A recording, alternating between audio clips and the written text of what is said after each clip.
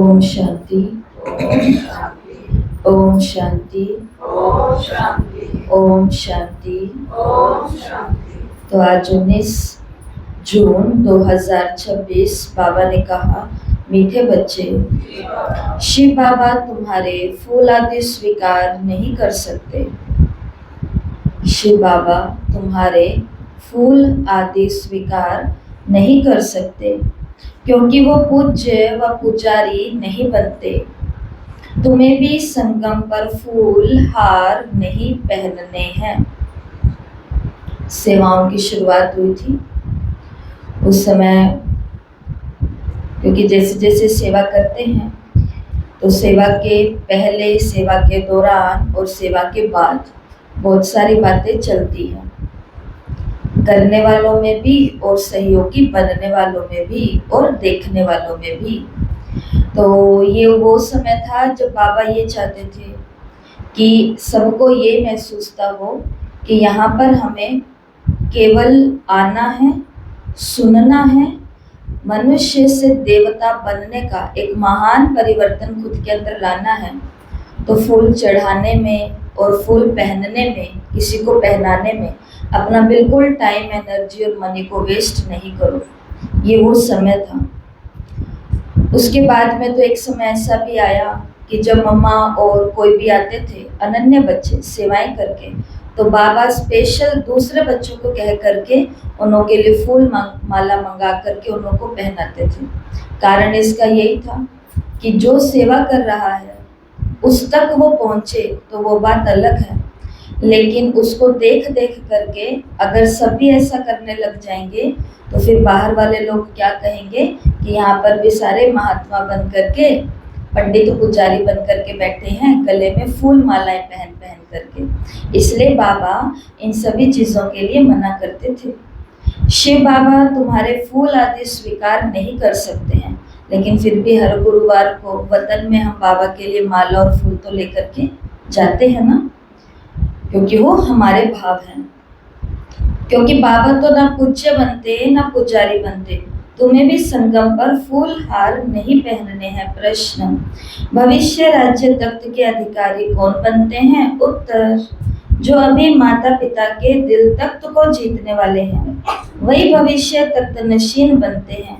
Wonder है, बच्चे माता पिता पर भी विजय प्राप्त करते हैं, मेहनत कर माता पिता से भी आगे जाते हैं। गीत है, छोड़ भी दे आकाश सिंहासन, तू धरा पर आ जा रे। इंसान कह रहा है ऊपर जाऊं भगवान के पास, और भगवान कह रहा है मैं नीचे आया हूं अपना सिंहासन छोड़ करके। ओम शांति। मीठे मीठे सिकिलते बच्चों ने गीत सुना। इस गीत से सर्वव्यापी का ज्ञान उड़ जाता है। याद करते हैं अब भारत बहुत दुखी है। ड्रामानुसार ये सब गीत बने हैं। दुनिया वाले नहीं जानते। बाप आते हैं पतितों को पावन करने व दुखियों को दुख से लिबरेट कर सुख देने। बच्चे जान गए हैं वही बाप आया हुआ है। बच्चों को पहचान मिल गई है। स्वयं बैठ बतलाते हैं मैं ब्रह्मा। साधारण तन में प्रवेश कर सारी सृष्टि के आदि मध्य अंत का राज सुनाता हूँ। सृष्टि एक ही है, सिर्फ नई और पुरानी होती है। तो कितनी इस ड्रामा के अंदर हम सभी आत्माओं के लिए भाग्यशाली बात है, तकदीर जगाने वाली बात है कि भगवान जिसके दर्शन के लिए, पाने की तो बातें थी ही नहीं, केवल दर्शन ही मिल जाए हम उसमें भी खुश हैं। तो अपने इष्ट के दर्शन या भगवान के दर्शन पाने के लिए भी तो हम कितना कुछ भागा दौड़ी और सब कुछ कर रहे थे। और वंडरफुल बात है इस ड्रामा की कि वो भगवान 100 साल के लिए सभी चीजों को किनारे करते हुए निर्बंधन भी बच्चों के बंधन में बंधने के लिए वाणी निर्वाण को छोड़ करके वाणी में आ जाता है। कितने साल के लिए? 100 साल के लिए। और आता है तो आकर के सृष्टि के आदि मध्य अंत का राज सुनाता है। तो भी भगवान आ गया है, उसकी पहचान भी बच्चों को मिल गई है कि ये वही भगवान है जो दुखियों को दुख से लिबरेट करता है, और वो अभी आया हुआ है, तो क्या करना चाहिए? क्या करना चाहिए? ऐसे कहेंगे क्या कि अरे भगवान तो आ गए, बाबा आप बैठो, मैं थोड़ा अपना ये नित्य-नेम है वो कर लेती हूँ। ऐसे थोड़ी ना कहेंगे। वो कर किसके लिए रहे थे? उसको पाने के लिए तो कर रहे थे, उसको जानने के लिए तो कर रहे थे। उसी को रोक करके रखा है कि पहले ये कर लूं, फिर आपके साथ योग लगाऊंगी, आपसे बात करूंगा। तो बाबा इन बातों का राज बताते हैं। और मैं आया हूँ पुरानी दुनिया को नया बनाने के लिए। दुनिया एक ही है, बस नई और पुरानी होती है। जैसे शरीर बचपन में नया होता है, फिर पुराना होता है। नया शरीर, पुराना शरीर, दो शरीर तो नहीं कहेंगे ना,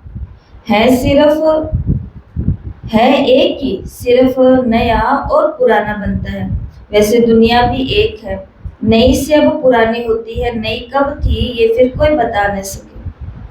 बाप आकर के समझाते हैं, बच्चे जब नई दुनिया थी तो भारत नया था, सत्युग कहा जाता था। वही भारत फिर पुराना बना है, इसको पुरानी ओल्ड वर्ल्ड कहा जाएगा। न्यू वर्ल्ड से फिर ओल्ड वर्ल्ड बनती है, उसको फिर वापस नया जरूर बनना है। नई दुनिया का बच्चों ने साक्षात्कार किया है। सुना ना अभी गीत भी? अभी गीत क्या वजह? सोने की दुनिया होगी, देवता होंगे लोग, सुख अपार होगा, खाने को 56 भोग। ऐसी नई दुनिया। और अभी पुरानी दुनिया में क्या 56 भोग तो है खाने के लिए इंसान के पास। एक ड्रॉर खोलो, उसके अंदर ही 56 क्या 156 प्रकार की चीजें मिलेंगी। टॉफी खानी है तो वो भी कितने प्रकार के, चिप्स खाने हैं किसी को तो वो भी कितने प्रकार के, आलू खाने हैं तो कितने प्रकार के, टमाटर खाने हैं तो कितने प्रकार के, एक ही चीजों में तरबूज खाने हैं तो वो भी कितने प्रकार के। लेकिन वो वाली ताकत है जो न्यू में थी। तो बाबा ने कहा नई दुनिया तो जरूर बननी है, और बच्चों ने उसका साक्षात्कार भी किया। अच्छा, उस नई दुनिया के मालिक कौन थे? बरोबर ये लक्ष्मी नारायण थे। आदि सनातन देवी देवता उस दुनिया के मालिक थे। ये बाप बच्चों को समझा रहे हैं। तो बाप कहते हैं अब निरंतर यही याद करो। बाप परम धाम से हमको पढ़ाने, राजयोग सिखाने आए हुए हैं। महिमा सारी उस एक की है, इनकी महिमा कुछ नहीं है। तो बाबा परम धाम से पढ़ाने और योग सिखाने आए हुए हैं। तो अपन को अब दो ही काम है, पढ़ाई करो और योग लगाओ। इन दो काम में जो एक्सपर्ट बन जाएगा उसका जीवन ऑटोमेटिक धारणा मूर्त बन जाएगा, फिर उसे सेवा करनी नहीं पड़ेगी। चौथा सब्जेक्ट अपने आप कंप्लीट होगा। उसकी दृष्टि से, उसकी वृत्ति से, उसके बोल, उसकी कृति से, उसके संबंध संपर्क में जो भी आएगा उन आत्माओं की सेवा अपने आप हो जाएगी। तो बाबा तो आए हैं यही करने के लिए। इस समय सब तुच्छ बुद्धि है, कुछ भी समझते नहीं, इसलिए मैं आता हूँ। तो ये गीत बना हुआ है। सर्वव्यापी का ज्ञान तो उड़ जाता है, हर एक का पाठ अपना अपना है। तो गीत क्या था? छोड़ भी दे आकाश सिंहासन। तो बाबा ने कहा अगर मैं यहाँ कण कण में होता, हर इंसान जानवर में होता, तो फिर ऊपर देख के क्यों कहते कि हे भगवान तू आ। जरूर वो यहाँ नहीं है, तभी उसे बुला रहे हैं ना। तो इससे कण कण का ज्ञान खत्म हो जाता है। तो बाप तो बार बार कहते हैं कि देह अभिमान छोड़ तुम आत्म अभिमानी बनो और ऑर्गन्स के द्वारा शिक्षा धारण करो। भले इस बाबा को चलते फिरते देखते हो, परंतु याद शिव बाबा को करो। ऐसे ही समझो कि शिव बाबा ही सब कुछ करते हैं, ब्रह्मा है नहीं। भले इनका रूप इन आंखों से दिखाई पड़ता है। तुम्हारी बुद्धि शिव बाबा की तरफ जानी चाहिए। शिव बाबा ना हो तो इनकी आत्मा, इनका शरीर कोई काम का नहीं। हमेशा समझो इनमें शिव बाबा है, वो इन द्वारा पढ़ाते हैं। तुम्हारा ये टीचर नहीं है, सुप्रीम टीचर वो है। याद उनको करना है, किसी भी जिस्म को याद नहीं करना है। बुद्धि योग बाप के साथ लगाना है। बच्चे याद करते हैं, फिर से आकर के ज्ञान योग सिखाओ। परम पिता परमात्मा के सिवाय कोई भी राजयोग सिखा नहीं सकता। बच्चों की बुद्धि में है। वही बाप बैठ गीता का ज्ञान सुनाते हैं, फिर ये नॉलेज प्राय लोप हो जाता है।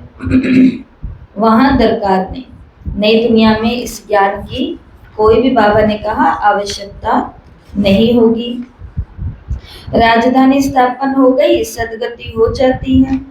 ज्ञान दिया जाता है दुर्गति से सदगति होने के लिए, बाकी वो तो सब है भक्ति मार्ग की बातें।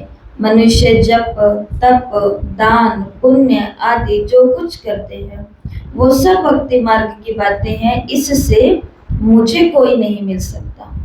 आत्मा के पंख टूट गए हैं। दान पुण्य करने से, जप तप करने से, हवन करने से, गंगा स्नान करने से भगवान ने ये नहीं कहा कि कुछ भी नहीं होगा। उसने कहा कि मुझे नहीं प्राप्त कर सकते हैं। उसे तो प्राप्त कब कर सकते हैं? जब वो खुद यहाँ पर विद्यमान होता है, उपलब्ध होता है, फिर जो समय देता है उसको वो प्राप्त हो जाते हैं। आत्मा के पंख टूट गए हैं, पत्थर बुद्धि बन गई है। पत्थर से फिर पारस बनाने मुझे आना पड़ता है। बाप कहते हैं अब कितने मनुष्य हैं, सरसों मिसल संसार भरा हुआ है, अब सब खत्म हो जाने वाले हैं। सतयुग में तो इतने मनुष्य होते नहीं। नई दुनिया में वैभव बहुत है और मनुष्य थोड़े हैं। सुख उसी को ही कहा जाता है। अभी तो दुनिया में क्या है, खाने वाले ज्यादा हैं और पैदा करने वाले कम हैं। माना ये धरती की उपज। घरों में भी तो ऐसा ही होता है कि उपभोग करने वाले बहुत सारे हैं पर कमाई करने वाला एक ही है, और वो भी लिमिटेड सोर्स है। और वहीं पर अगर लोग कम हो तो वो एक की कमाई भी कितनी सारी हो जाती है, बहुत सारी हो जाती है।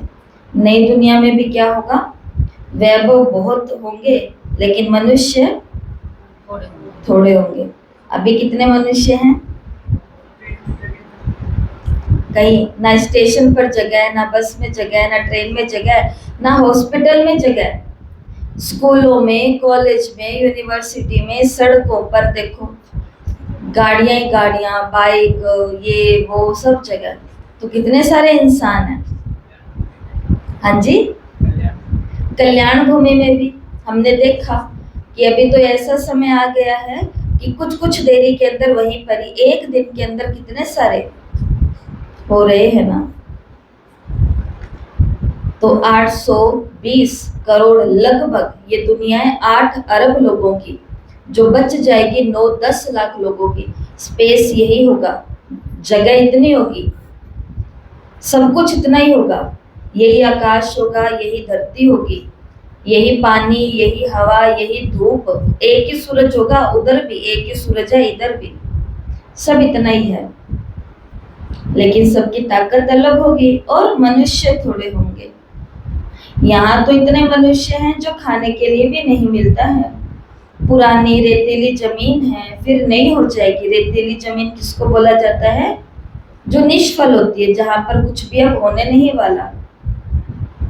वहां तो एवरीथिंग न्यू है। नाम ही कितना मीठा है, हेवन, बहिष्ट, देवताओं की नई दुनिया। तो पुराने को तोड़ नई में बैठने की दिल होती है ना।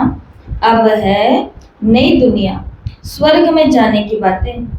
इसमें पुराने शरीर की कोई वैल्यू नहीं है। शिव बाबा को तो शरीर कोई है ही नहीं। बच्चे कहते हैं बाबा हार पहनाएं, परंतु इनको हार पहनाएंगे तो तुम्हारा बुद्धि योग इसमें चला जाएगा।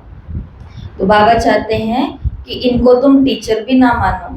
टीचर भी तुम्हारा कौन हूँ? मैं हूँ। और हार भी इसको ना पहनाओ। क्यों? अगर इसको हार पहनाएंगे ब्रह्मा बाबा को तो फिर याद कौन आएंगे? ब्रह्मा बाबा, शिव बाबा नहीं याद आएंगे। इस अवस्था तक पहुंचने के लिए कि हाँ भाई ठीक है, अब से मैं ब्रह्मा बाबा को टीचर भी नहीं मानूंगी क्योंकि शिव बाबा ने कहा है, और ब्रह्मा बाबा को फूल हार भी नहीं चढ़ाएंगे क्योंकि शिव बाबा ने कहा है। यहाँ तक पहुंचने के लिए भी बाबा मुरली के अंदर एक राजा की कहानी सुनाएंगे। नाम सुना हुआ है आपने? मोहजित राजा। इससे, इस टीचर से तो मोह हमारा बिल्कुल लास्ट में तब निकले जब पहले इधर वालों से निकल चुका है। ब्रह्मा बाबा को, टीचर को तो याद हमें नहीं करना, क्योंकि भाई शिव बाबा ने कहा कोई देहधारी को याद नहीं करना। लेकिन सारा दिन किनको याद कर रहे हैं? कल मम्मा ने मुरली में क्या कहा? इंदिरा गांधी को याद किया ना मम्मा ने। मम्मा ने कहा उसको भी तो बच्चे हैं, लेकिन बच्चे होते हुए भी वो क्या कर रही है? देश की सेवा कर रही है। और तुम अपने बच्चों में हीरे हुए रहते हो, तो पहले उधर से मुंह निकालेंगे तो फिर यहाँ पहुंच जाना कि ब्रह्मा बाबा की भी हमको कोई याद नहीं करनी, हमें तो किसको याद करना है? शिव बाबा को याद करना है। लेकिन उससे पहले करना है ब्रह्मा बाबा का रिगार्ड रखना, रिस्पेक्ट रखनी अलग बात है, लेकिन क्योंकि आगे मुरली बिल्कुल मोह को जीतने पर चलेगी, इसलिए बाबा चाहते हैं कि हम किसी भी शरीर वाले को याद ना करें, और ऐसा ही होना चाहिए। शिव बाबा कहते हैं हार की दरकार नहीं है, तुम ही पूज्य बनते हो और तुम ही पुजारी बनते हो। आपे ही पूज्य, आपे ही पुजारी। समझे इस बात को। फूल माला चढ़ाने वाले पुजारी भी हम ही बने हैं 2 युग में, और जिन पर फूल माला चढ़ाई वो भी कौन बने थे? वो भी हम ही खुद को चढ़ा रहे हैं। ये हुआ भक्ति के अंदर। तो अपने ही चित्र की पूजा करने लग पड़ते हैं। बाबा कहते हैं, शिव बाबा कहते हैं, मैं तो ना पूज्य बनता हूँ, मैं क्यों ये पहनूं, इसलिए कभी फूल माला आदि लेते नहीं है। तुम पूज्य बनते हो, फिर जितना चाहिए उतना फूल पहनना। पहले क्या बन जाओ? उस लायक बन जाओ, पूज्य बन जाओ। तो बाबा ने कहा तुम भी फूल माला पहनना। मैं तो बच्चों का मोस्ट बिलव्ड ओबीडियंट फादर भी हूँ, टीचर भी हूँ और सर्वेंट भी हूँ। बड़े बड़े रॉयल आदमी जब नीचे सही डालते हैं, साइन करते हैं, तो लिखते हैं मेंटो, गर्जेन आदि। अपने को लॉर्ड कभी नहीं लिखेंगे। तो जब 1900 के दौर के अंदर जब ब्रिटिश गवर्नमेंट थी, तो उस समय जो ब्रिटिश गवर्नमेंट के राजा लोग होते थे, माना राजनेता जो होते थे इंग्लिश, तो वो लोगों को वाइसराय कहते थे ना भारत के अंदर। तो वाइसराय को कहा जाता है कर्जन, जो अपने फिर वो नीचे सिग्नेचर करते थे, तो भी वो खुद को लॉर्ड नहीं कहते थे। यहाँ तो श्री लक्ष्मी नारायण श्री फलाना एकदम श्री अक्षर डाल देते हैं। तो बाबा बैठ समझाते हैं, अब इस शरीर को याद नहीं करो, अपने को आत्मा निश्चय करो और बाप को याद करो। इस पुरानी दुनिया में आत्मा और शरीर दोनों ही पतित हैं। सोना 9 कैरेट होगा तो जेवर भी 9 कैरेट होगा। सोने में खाद पड़ती है ना। आत्मा को कभी भी निर्लेप नहीं समझना। ये ज्ञान अभी तुमको है, तुम आधा कल्प 21 जन्म के लिए प्रारब्ध पाते हो, तो कितना पुरुषार्थ करना चाहिए। परंतु बच्चे घड़ी घड़ी भूल जाते हैं। शिव बाबा ब्रह्मा बाबा द्वारा हमको शिक्षा दे रहे हैं। ब्रह्मा की आत्मा भी उनको याद करती है।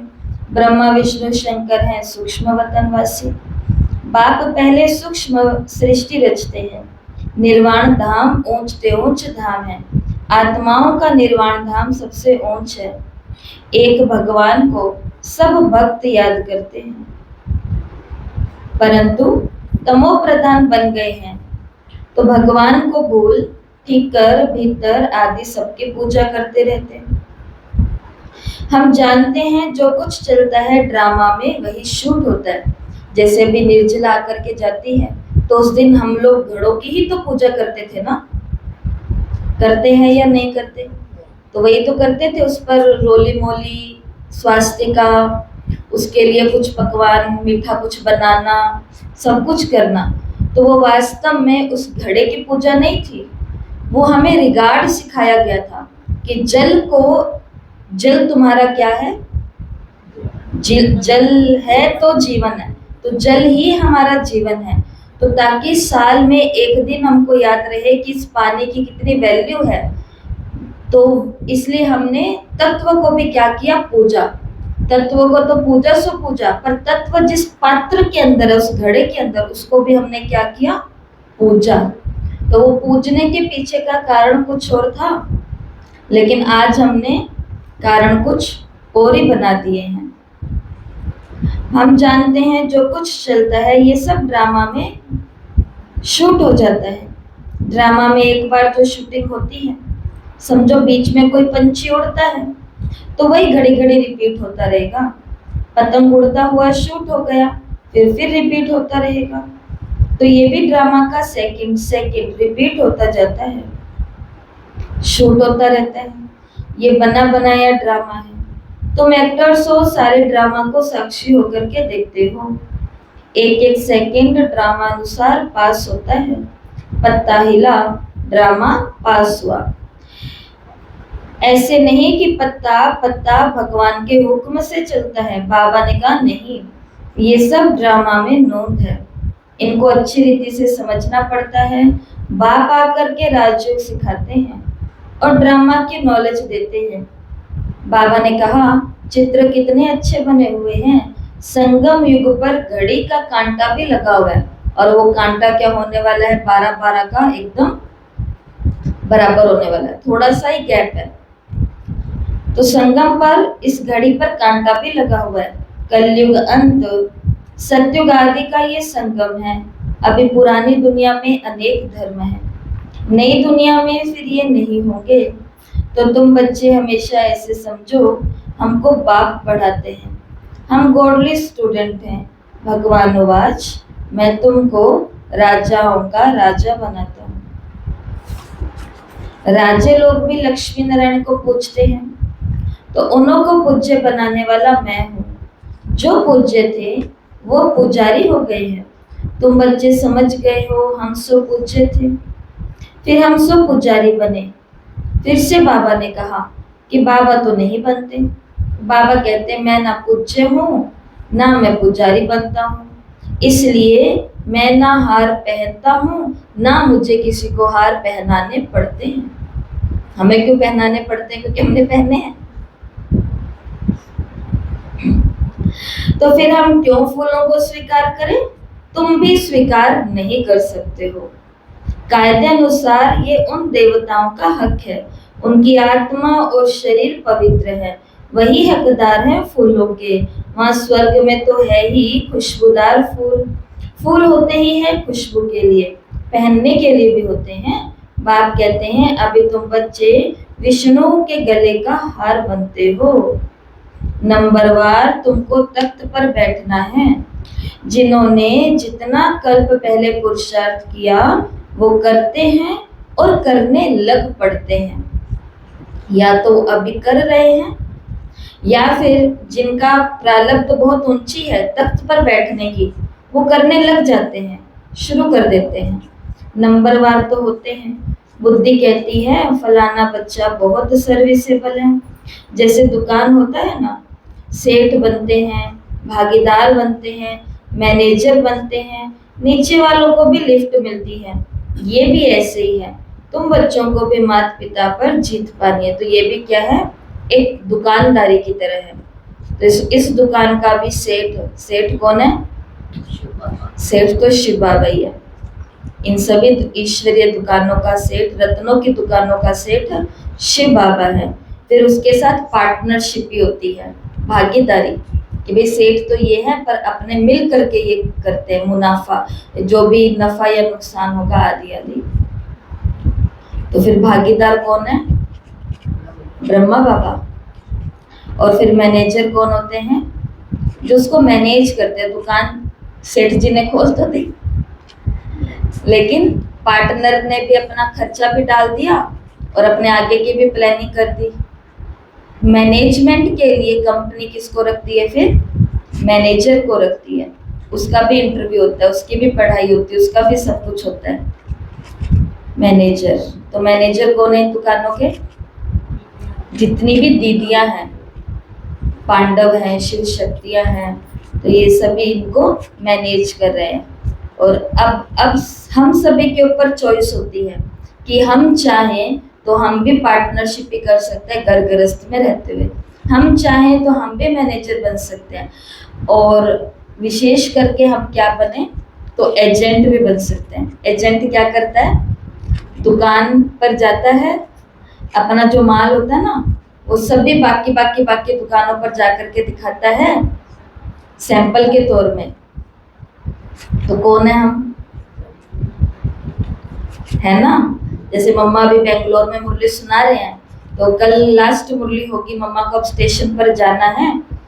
तो मम्मा ने जाते जाते बच्चों को क्या कहा कि मम्मा तो तुम्हारे पास 40-45 दिन रह ली, अब मम्मा तुम्हें देखेगी, जब तुम माउंट आबू आओगे ना, तो तुम मम्मा के लिए रिटर्न में क्या लेकर के आओगे, मतलब कितने बच्चों को तैयार करके लाओगे। एजेंट का काम क्या होता है, सेठ का, मैनेजर का या पार्टनर का तो काम ये है कि वो आपको पूरा माल दिखा देगा कि भाई ये भी है, ये भी है, ये भी है, ये भी है। ग्राहकों को लाना या वहां का माल जो रतन है उनको लोगों तक पहुंचाना, फिर उनको पक्का ग्राहक बना देना। पक्के ग्राहक तो समझते हैं ना, कई आने जाने वाले ग्राहक होते हैं, इस दुकान पे नहीं मिला तो कोई नहीं उस दुकान पे चले जाएंगे, उस दुकान पे नहीं तो उस दुकान पे चले जाएंगे, हमें तो सामान से मतलब है, ऐसे होते हैं ना। और कई होते हैं जो सालों साल एक पर ही पक्के रहते हैं कि हम तो इसी दुकान से लाते हैं, हमारा तो यहीं पर ही फेथ है, यहीं पर ही भरोसा है। तो चाहे किसी को कितना भी ग्राहक बनाओ, चाहे पक्का बनाओ, चाहे चलता फिरता बनाओ, ये तो एजेंट के खुद के ऊपर है। वो कभी अगर अपने जीवन में पक्का ग्राहक बना होगा, कभी तो एजेंट भी ग्राहक ही बना होगा ना, घूमता फिरता पहुंचा होगा उस दुकान पे, तो वो वैसे ही बनाएगा। इसलिए शिव बाबा ने लास्ट में कहा, इस दुकान में फिर जो तल पर रहते हैं उनको भी लिफ्ट मिल जाती है, माना वो भी अगर आगे बढ़ना चाहें तो बहुत आगे बढ़ सकते। ऐसे ही है, तुम बच्चों को तो माता पिता पर जीत पानी है, तो तुम वंडर खाते हो कि हम माता पिता के आगे कैसे जा सकते हैं। बाप तो बच्चों को मेहनत कर लायक बनाते हैं, तख्त नशीन बनाते हैं, इसलिए कहते हैं अब हमारे दिल रूपी तख्त पर जीत पाने से भविष्य के तख्त नशीन बनेंगे। ध्यान से सुनना बाबा क्या कह रहे हैं, पुरुषार्थ इतना करो जो नर से नारायण बनो, मेहनत इतनी करो कि भगवान भी हमें देने के लिए मजबूर हो जाए। ऐसा दुनिया में कहते भी हैं कि पुरुषार्थ इतना करो जो हम क्या बन जाए, नर से नारायण बन जाए। एम ऑब्जेक्ट मुख्य है ही, फिर किंगडम स्थापन हो रही है, राजधानी स्थापन हो रही है, उसमें फिर वैरायटी पद है। बाबा ने कहा तुम्हें माया को जीतने का पूरा पूरा पुरुषार्थ है। बच्चों आदि को बल प्यार से चलाओ, परंतु ट्रस्टी होकर के रहो। भक्ति मार्ग में भी कहते हैं ना कि प्रभु ये सब आपका दिया हुआ है, आपकी अमानत आपने ले ली, अच्छा फिर रोने की क्या बात है, परंतु ये तो है ही रोने की दुनिया। मनुष्य कथाएं बहुत सुनते हैं, एक मोहजित राजा की भी कथा सुनाते हैं, फिर कोई दुख फील नहीं होता, एक शरीर छोड़ जाए दूसरा लिया। मोहजित राजा की कहानी क्या है, राजकुमार है, राजकुमार जंगल के अंदर अपने सिपाहियों के साथ शिकार पर निकला है, लेकिन सिपाही सैनिक है वो आगे पीछे हो गए और ये अकेला रह गया। बहुत देर तक उधर उधर घूमने के बाद में इसको प्यास लग गई, सामने की कुटिया दिखाई दी, कुटिया तक पहुंचा, कुटिया के अंदर संत रहते थे। ये वहां गया और वहां जाकर के इन्होंने उस संत को बोला कि मुझे प्यास लगी है, मुझे पीने के लिए पानी दे दो। तो संत ने कहा कि ये लो पानी, पर तुम अपना परिचय तो दो, तुम हो कौन। तो वो कहता है कि एक राजा है जिन्होंने मोह को जीत लिया है, मैं उनका बेटा हूँ, मैं राजकुमार हूँ। तो संत जी से ये बात हजम नहीं हुई, उन्होंने कहा कि ऐसा कौन सा राजा है जिसने मोह को जीत लिया, मैं संन्यास में बैठा हूँ, मोह को तो अभी तक मैं ही नहीं जीत पाया, और राजा जो इतने वैभवों के बीच में है तो वो कैसे जीत गया मोह को, हो ही नहीं सकता। राजकुमार कहता है कि नहीं महाराज, उस केवल राजा की बात नहीं, उस राजा की राजधानी में जितनी भी प्रजा है ना, उस सारी प्रजा ने भी तो वहां पर मोह को जीत लिया। संत कहता है असंभव, ये हो ही नहीं सकता। वो उसका शर्ट मांगता है, उसको कहता है कि अपना ये कुर्ता उतार करके दो, और उस पर खून वगैरह कुछ लगा करके नगर में जाता है, प्रजा के अंदर जाकर के, शहर के अंदर जाके जोर जोर से चिल्लाता है, राजकुमार मर गया, शेर खा गया, राजकुमार मर गया, शेर खा गया। तो प्रजा कहती है तो इसमें फिर चिल्लाने की क्या बात है, आत्मा के भाग्य में जो था वो हो गया उनके साथ में, चिल्ला किस ले रहे हो। तो वो संत मन के अंदर सोचता है कि शायद ये जो प्रजा है ना, चाहती नहीं थी कि ये राजकुमार कभी राजा बने, इसलिए मर गया तो इन लोगों को कोई फर्क नहीं पड़ रहा। वो पहुंचता है राजा के पास। वो पहुंचता है राजकुमार के भाई और बहन के पास, और उन लोगों के पास जाकर के जोर जोर से चिल्लाता है कि राजकुमार तो मर गया, राजकुमार तो मर गया। तो भाई बहन कहते हैं तो इसमें चिल्लाने की क्या बात है, वो अब किसी और के भाई बनेंगे जाकर के, तो इसमें चिल्लाने की कोई बात नहीं है, क्या हो गया अगर मर गए तो। संत अंदर में सोचता है कि शायद ये भाई बहन कभी चाहते नहीं थे कि हमारा भाई आगे जाकर के उत्तराधिकारी बने, ये खुद उस राजगद्दी पर बैठना चाहते हैं, इसलिए इनको कोई फर्क नहीं पड़ रहा।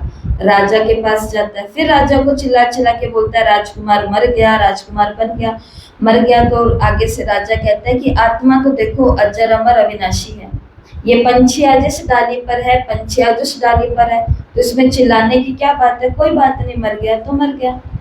उसको समझ नहीं आ रहा कि ये क्या हो रहा है। वो कहता है कि दो बहुत मोह वाले रिश्ते हैं, वो है माँ और वो है पत्नी। तो वो राजकुमार की माँ और पत्नी के पास जाता है और उसको भी जाके बोलता है कि राजकुमार मर गया, राजकुमार मर गया।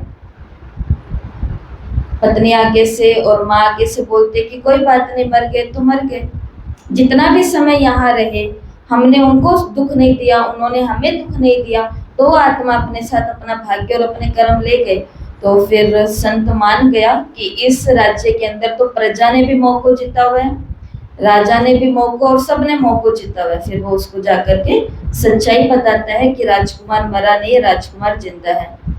अब बताओ, नींद में कईयों ने कहानी सुन तो ली, नींद ही आ गई कईयों को। तो बच्चे है ना, माँ कहानी सुनाती है तो बच्चों को क्या आ जाती है, तो इसलिए बच्चे हमारे पास बहुत है। कहते हैं ब्रह्मा कुमारियों को क्या है, आगे पीछे कोई है तो नहीं, उनसे कुछ आगे पीछे करना ही है, सो जाते हैं। इसका भाव क्या निकला इस कहानी का, बताओ जरा, क्यों बाबा ने इस कहानी को भी मुरली में डाला है।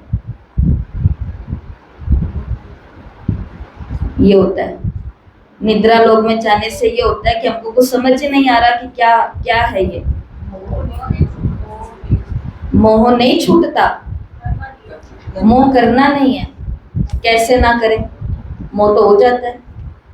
जैसे गुस्सा करना नहीं है, पर कैसे ना करे, गुस्सा तो आ जाता है। आत्मा समझेंगे तो नहीं वो होगा, कभी मिलेगा। जब हम उसको आत्मा समझेंगे तभी नष्टो मोह बनेंगे, और साक्षी होकर के देखेंगे कि आत्मा जैसा कर रही है आत्मा वैसा ही पा रही है। शिव बाबा ने कहा कि मोहजित राजा की भी कहानी तो सुनाते हैं ना, एक शरीर छोड़ जाए दूसरा लिया, वहां कभी कोई बीमारी आती नहीं होती, एवर हेल्दी निरोगी काया रहती है 21 जन्म के लिए। बच्चों को तो सब साक्षात्कार होता है, वहां की रस्म रिवाज कैसे चलती है, क्या ड्रेस पहनते हैं, स्वयंवर आदि कैसे होते हैं, ये सब बच्चों ने साक्षात्कार किया है। वो पाठ सब बीत गया, उस समय इतना ज्ञान नहीं था शुरू में। अब दिन प्रतिदिन तुम बच्चों में ताकत बहुत आती जाती है, ये भी सब ड्रामा में नुदा हुआ है। वंडर है ना, परम पिता परमात्मा का भी कितना भारी पाठ है। खुद बैठ समझाते हैं भक्ति मार्ग में भी, ऊपर बैठ मैं कितना काम करता हूँ, नीचे तो कल्प में एक ही बार आता हूँ। ऊपर बैठ के भी बहुत काम करते हैं और नीचे एक बार ही आते हैं। बहुत निराकार के पुजारी होते हैं, परंतु निराकार परमात्मा आकर के पढ़ाएंगे कैसे, ये बातें तो गुम कर दी है। गीता में भी श्री कृष्ण का नाम डाल दिया है, तो निराकार से प्रीति टूट गई है। यहाँ तो परमात्मा ने आकर के सहज राजयोग सिखाया और दुनिया को बदलाया है। दुनिया बदलती रहती है, युग फिरते रहते हैं, ये ड्रामा के चक्र को अभी तुम समझ गए हो।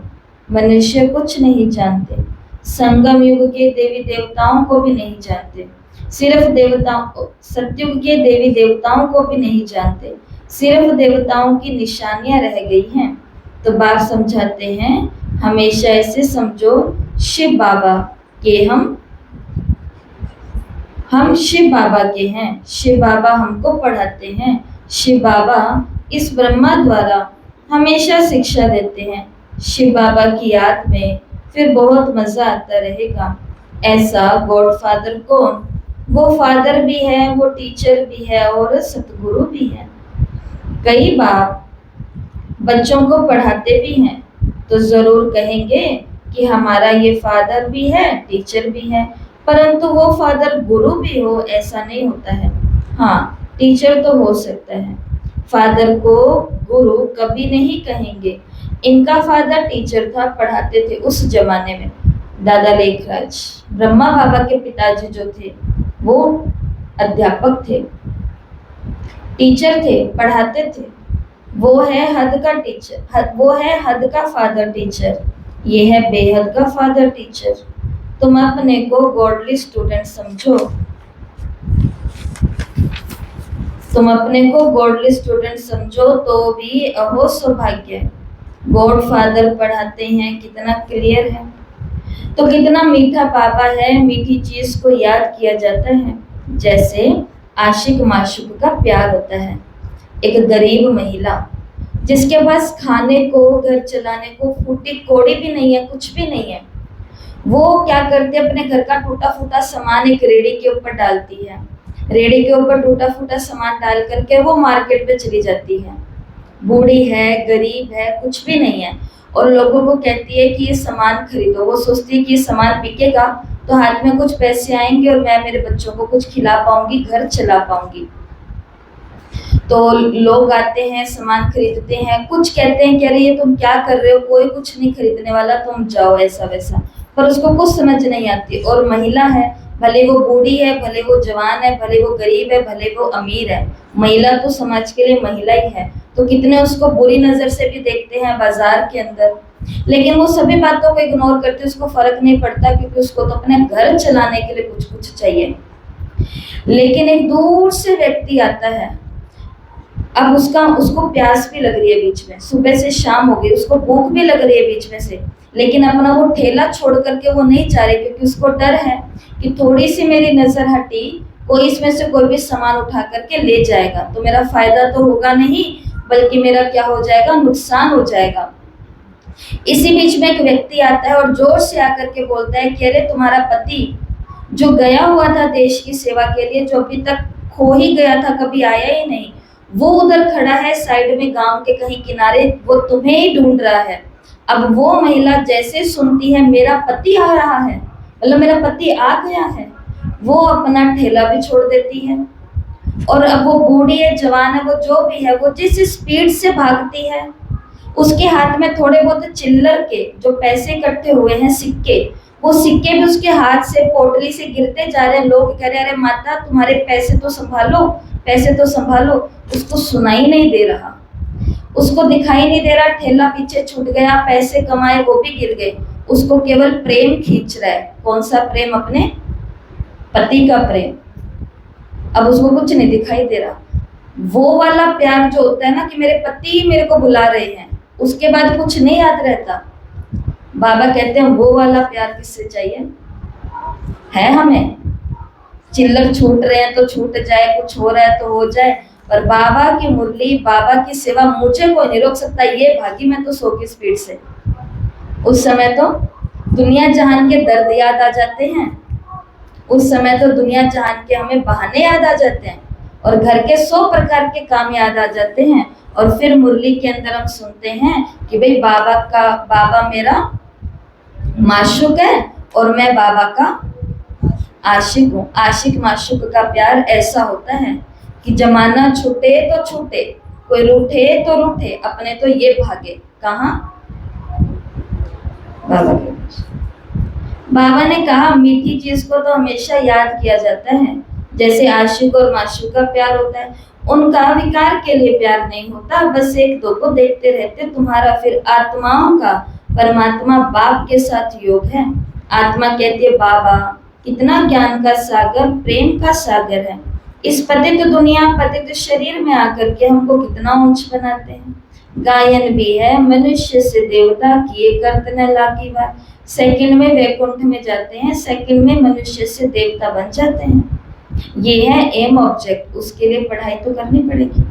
गुरु नानक ने भी कहा ना, मूत पलिती कपड़ धोए, ये लक्ष्य सोप है। गुरु नानक देव ने जपजी साहेब और गुरु ग्रंथ साहिब के अंदर ये दोहा आता है, जिसका हिंदी के अंदर ये भाव है कि जैसे मल मूत्र का कपड़ा होता है, उसको साबुन से धो तो वो साफ हो जाता है, उसी प्रकार तुम्हारी आत्मा भी है, वो गंदगी से मैली हो चुकी है, पापों से मैली हो चुकी है। सिर्फ उस परम प्रिय का प्यार जो है, गुरु का प्यार जो है, वो ही तुम्हारी आत्मा को साफ कर सकता है। और आत्मा कितनी गंदी हो चुकी है, इस दोहे के अंदर कहा गया जपजी साहिब के अंदर कि जितना मल मूत्र वाला कपड़ा गंदा होता है ना, उससे कई गुना ज्यादा आत्मा गंदी हो चुकी है। और बाबा ने तो कहा केवल आत्मा नहीं हुई है, आत्मा के रथ को भी हमने गंदगी के अंदर डाल दिया। तो क्या करना पड़ेगा? लक्ष्य सो मनुष्य से देवता बनने के लिए उसको याद करना पड़ेगा। बाबा कहते हैं मैं कितना अच्छा धोबी हूँ, तुम्हारे वस्त्र माना तुम्हारी आत्मा और शरीर कितना शुद्ध बनाता हूँ। तो दादा को कभी याद नहीं करना है, ये सारा कार्य शिव बाबा का है। दादा को याद क्यों नहीं करना? क्योंकि शिव बाबा की वन्नी है ब्रह्मा बाबा। अगर ब्रह्मा बाबा को ज्यादा याद करेंगे और कोई बात बुरी लग गई ब्रह्मा बाबा की, हमारा तो उनके साथ अटैचमेंट हो गया ना, लेकिन किसी दिन कोई बात बुरी लग गई तो फिर हमको बाबा को छोड़ने में देरी नहीं लगती, क्योंकि वो इंसान दिख रहा है। इसलिए बाबा कह रहे हैं कि तुम इसको नहीं, तुम प्यार मेरे को ही करो, कि कल को मैं मुरली में कुछ कहूंगा तो इसको छोड़ने की बात आएगी नहीं, मुझे तुम छोड़ सकोगे नहीं। प्रोटेक्शन है ये, ब्रह्मा बाबा की सेफ्टी के लिए भी बाबा ऐसा बोलते हैं कि तुम उसको याद करो ही नहीं, तुम उसको माला पहनाओ ही नहीं, तुम उसको प्यार करो ही नहीं, क्योंकि आज तुम अगर मेरी वल्ली को माला पहनाओगे तो कल को तुम गाली देने में भी देरी नहीं करोगे। इसलिए बाबा कहते हैं दोनों ही नहीं चाहिए, ना मेरे को चाहिए ना मेरे इस रथ को चाहिए। तुम पूज्य बन जाओ, तुम ही पहन लेना, क्योंकि मनुष्य का स्वभाव भगवान को मालूम है। इसलिए बाबा कहते हैं तुम यही समझो कि ये सारा कार्य शिव बाबा का है, उनको याद करो। इनसे मीठा वो है, आत्मा तो कहती है तुमको इन आंखों से ये ब्रह्मा का रथ देखने में आता है, परंतु तुम याद शिव बाबा को करो। शिव बाबा इनके द्वारा तुमको कौड़ी से हीरे जैसा बना रहे हैं। अच्छा, मीठे मीठे सिकिलते बच्चों प्रति माता पिता बाप दादा का याद प्यार और गुड मॉर्निंग। रूहानी बाप की रूहानी बच्चों को नमस्ते। हम रूहानी बच्चों की रूहानी माता पिता बाप दादा को याद प्यार नमस्ते, गुड मॉर्निंग, ओम शांति। शुक्रिया बाबा, शुक्रिया। धारणा के लिए मुख्य सार। पहला, बाप के दिल रूपी तख्त पर जीत पाने का पुरुषार्थ करना है। परिवार में ट्रस्टी रहकर प्यार से सबको चलाना है। प्रेम करो, स्नेह करो, प्यार से सबको चलाओ। और बनना क्या है? मोह जीत बनना है, मोह सबसे निकाल लेना है। दूसरा, योग बल से आत्मा को स्वच्छ बनाना है। इन आंखों से सब कुछ देखते हुए याद एक बाप को करना है। यहाँ फूल हार स्वीकार ना कर उस पर कम ध्यान देना है। उसके अलावा उसके बजाय सेवाधारी बच्चों को किस पर ध्यान देना है? खुद को खुशबूदार फूल बनाना है, खुद को खुशबूदार फूल बनाना है। वरदान है, प्रारब्ध की इच्छा को त्याग, अच्छा पुरुषार्थ करने वाले श्रेष्ठ पुरुषार्थी भव। श्रेष्ठ पुरुषार्थी उन्हें कहा जाता है जो पुरुषार्थ की प्रारब्ध भोगने की इच्छा नहीं रखते। जहाँ इच्छा है वहाँ स्वच्छता खत्म हो जाती है और सोचता बन जाते हैं, माना सोचने वाले बन जाते हैं। जो यहाँ ही प्रारब्ध भोगने की इच्छा रखते हैं वो भविष्य की कमाई में कमी कर देते हैं। बाबा यहाँ हमको दे दे, तो बाबा ने कहा यहाँ तो मिलेगा फिर, लेकिन भविष्य की कमाई जो जमा हुई है उसमें कमी आ जाएगी। इसलिए इच्छा के बजाय अच्छा शब्द याद रखो। श्रेष्ठ पुरुषार्थी सदा फ्लॉलेस बनने का पुरुषार्थ करते हैं। श्रेष्ठ पुरुषार्थी सदा बेदाग बनने का पुरुषार्थ करते हैं, किसी भी बात में फेल नहीं होते। और आज का स्लोगन है, साधन साधन कमल पुष्प बन करके यूज करो क्योंकि ये आपके कर्म योग का फल है। साधन जो आते हैं ना भगवान के घरों में, ये साधन भी ऐसे नहीं आए हैं। किसी आत्मा ने अपने कर्म को योग में बदला है, उनके तपस्या के कारण उन तक बाबा ने साधन भेजे, किसी को भी निमित्त बना करके। लेकिन अब इन साधनों को भी कैसे यूज करना है, कमल पुष्प बन करके सेवा के लिए है, सेवा के लिए यूज करने हैं। उसके अलावा मेरी खुद की इसके अंदर कोई भी रसना नहीं है, कोई भी आसक्ति नहीं है। बाकी हाँ, जो इंसान इस दुनिया में कर्म योगी बनकर भगवान की याद के साथ मेहनत करता है, उसके पास साधन चल करके आते हैं। अभी एक बच्ची का जन्मदिन था, तो मैंने उससे पूछा कि तुमको बर्थडे पर बाबा से क्या चाहिए, मेरे को बताओ। तो उसने बोला सक्सेस, सफलता चाहिए। 10वीं की बच्ची, सफलता चाहिए। मैंने कहा कि मम्मी पापा के लिए कुछ नहीं चाहिए, परिवार के लिए कुछ नहीं चाहिए। उसने कहा कि दीदी अगर मेरे को सफलता मिल गई तो फिर मैं सबको अच्छा कर दूंगी, उसके अंदर सब खुश हो जाएंगे मेरी सफलता के अंदर। मैंने कहा ये भी बहुत अच्छा चिंतन है, बात तो सही है। तो फिर उसको बोला सफलता के लिए क्या करना है, तो सफलता के लिए मेहनत करनी है शिव बाबा को याद करते हुए। तो मैंने उसको उदाहरण दिया कि देखो, मैंने आपको इनवाइट नहीं किया कि यहाँ आओ और आकर के बर्थडे बाबा के घर मेरे साथ केक ला करके सेलिब्रेट करो। मैंने कहा, कहते नहीं। किसने कहा, कहते हमने कहा। आपका भी प्लान कब बना, कहते हमारा भी प्लान अभी अभी बना। अचानक संकल्प आया, अचानक ऑर्डर किया, अचानक पहुंचे और अचानक ही हो गया। तो दीदी ने कोई मेहनत नहीं की कि आज का मेरा ये दिन का अंतिम छोर खुशी वाला बने। हम सफलता को इनवाइट नहीं करते, खुशी को इनवाइट नहीं करते। खुशी खुद हमारे पास चल कर के आती है कि भाई गेट खोलो, मैं आई हूँ।